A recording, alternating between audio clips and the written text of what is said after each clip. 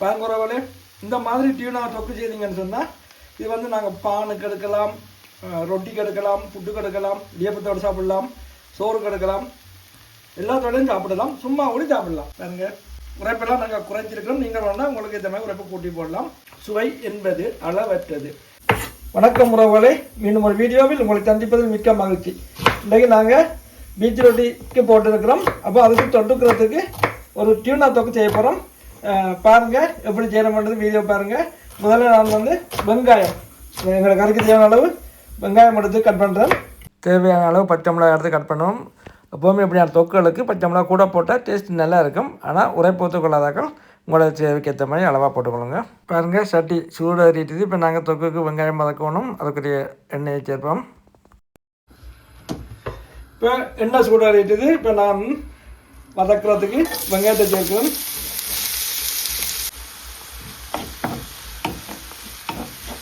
பாருங்கள் இப்போ இந்த வெங்காயத்தோடு சேர்த்து கருவேப்பிலையும் வதக்குவோம். பாருங்கள் உறவுகளே, இந்த தாளியத்தில் வந்து நாங்கள் கடுகு சீரகம் சேர்க்கையில் பச்சை மிளகாயும் வெங்காயமும் கருவேப்பிலையும் தான் போட்டு தாளிக்க போகிறோம். தொடர்ந்து விடிய பாருங்க உறவுகளே. இப்போ நாங்கள் தொக்குக்கு கட் பண்ணி வச்சுருந்த பச்சை மிளகாய் சேர்ப்போம். பச்சை மிளகாய் வந்து ஒரு உரைப்புக்கு ஏற்ற மாதிரி நாங்கள் கூட்டி குறைக்கலாம். பாருங்கள் வெங்காயம் பச்சை மிளகாய் கருவேப்பிலை சேர்ந்து வதங்கி விளையாட்டும். இந்த டைமில் வந்து நான் வந்து உருளைக்கிழங்கை கட் பண்ணி எடுப்போம். இப்போ தொகுதி உருளைக்கிழங்கு போடைக்கலாம் நல்லா இருக்கும். டீனாவோட சேர்த்து உருளைக்கிழங்கு போடும்பொழுது எங்கள் கிழங்கு வந்து பெருசாக வெட்ட தேவையில்லை, இந்த சைஸில் வெட்டுவோம்.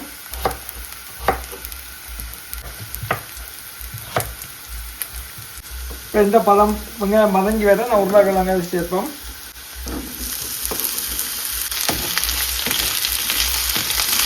உறவுல தாளியத்தோடு உருளைக்கிழங்கு சேர்ந்து வதங்கி வரைக்குள்ள உருளைக்கிழங்கு வந்து நல்லா டேஸ்ட் சேர்ந்து வரும். நல்ல டேஸ்ட்டாக இருக்கும். இப்போ சேர்ந்து வதங்கட்டும். நான் 2 பெரிய கிழங்கு சேர்த்தேன்னா கிழங்கு கூட கிழங்கு கொஞ்சம் இந்த கறி கொஞ்சம் வித்தியாசமாக டேஸ்ட்டாக இருக்கும். இந்த மாதிரி அளவுக்கு இந்த மாதிரி உருளைக்கிழங்கு சேர்த்துக்கொள்ளலாம். இப்போ நாங்கள் இது வதங்கி வேறு இதுக்குள்ள இனி தக்காளி சேர்க்கணும். அதுக்கும் நான் ஒரு பெரிய தக்காளி எடுத்து இதுக்குள்ளே சேர்த்து வதக்க போகிறேன். பாருங்கள் உறவுகளே, ஏற்கனவே தாளியம் நல்லா வதங்கி வந்துட்டுது. உருளைக்கிழங்கும் ஒரு 3/4 பக்கத்துக்கு வதங்கிட்டுது, வெந்தெண்ணு வந்துட்டு. அதனுடைய தக்காளியை வந்து பெருசாக போடக்கூடாது. அதே மாதிரி சின்ன சின்ன பீஸாக தான் பட்டியலில் போடணும்.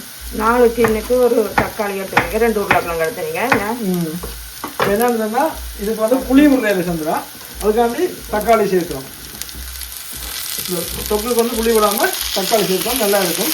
அதுதான் மீன் அந்த சின் பீஸ் வடில் மணக்காது அதை இருந்தால் புளி விடாமல் புளித்தன்மையும் மேலே.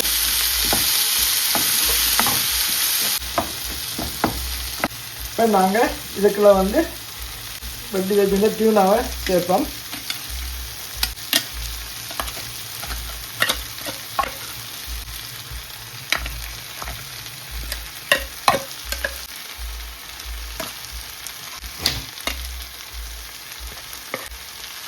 கறிக்கு தேவையான உப்பு சேர்ப்போம். உப்பு கூட பார்த்து போடலாம், நல்லாவா இருக்கும். கொஞ்சம் மஞ்சத்தூள் சேர்ப்போம். மஞ்சத்தூள் கண்டிப்பாக டியூனாக போடுங்க. அந்த டியூனாவில் இந்த ஒரு வெடில் வந்து இருக்காது. அவ்வளோதானுங்க. இப்போ எட்னா கறித்தோட 2 தேக்கன்னு சேர்க்க போகிறோம். ஃபுல்லாக குள்ளப்படையில் இப்போ எல்லாத்தையும் சேர்த்து பிள்ளாட்டி விடுவோம். பாருங்க உறவுகளே, உரைப்பு வந்து தேவையாண்டால் கூட்டி குறைச்சி கொள்ளலாம். இது எங்களுக்கு இது அளவாக இருக்குது. நாங்கள் போட்ட 2 சேர்க்க வேண்டி. நீங்கள் உரைப்பு வேணும்னா நீங்கள் சேர்த்துக்கொள்ளலாம். இப்போ நாங்கள் இதுக்குள்ள வறுத்து இடித்த பெருஞ்சீரகத்தூள் சேர்க்க போகிறோம். ஏற்கனவே எங்கள்கிட்ட இடித்து வச்சுருந்தாங்க. கொஞ்சம் பெருஞ்சீரகத்தூள் சேர்ப்போம். வாசனையாக இருக்கும், நல்லா இருக்கும் வாசனை வந்து.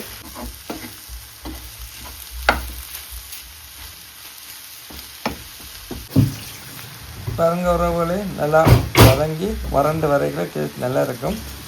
நாங்கள் வந்து தண்ணியோ ஒன்றும் சேர்க்கல, தண்ணியோ மில்கோ ஒன்றும் சேர்க்கல. அந்த தாளிதமும் தக்காளி பழம் இதுலேருந்து இடத்தன்மை வேண்டாம், மிதட்டினால் இருந்த இடத்தன்மை வேண்டாம்.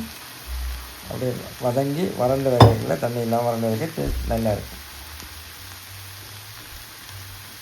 பாருங்க உறவுகளே, டியூனா தொக்கு ரெடி. இந்த ரொட்டியோட சாப்பிட்றதுக்கு நல்லா இருக்கும்.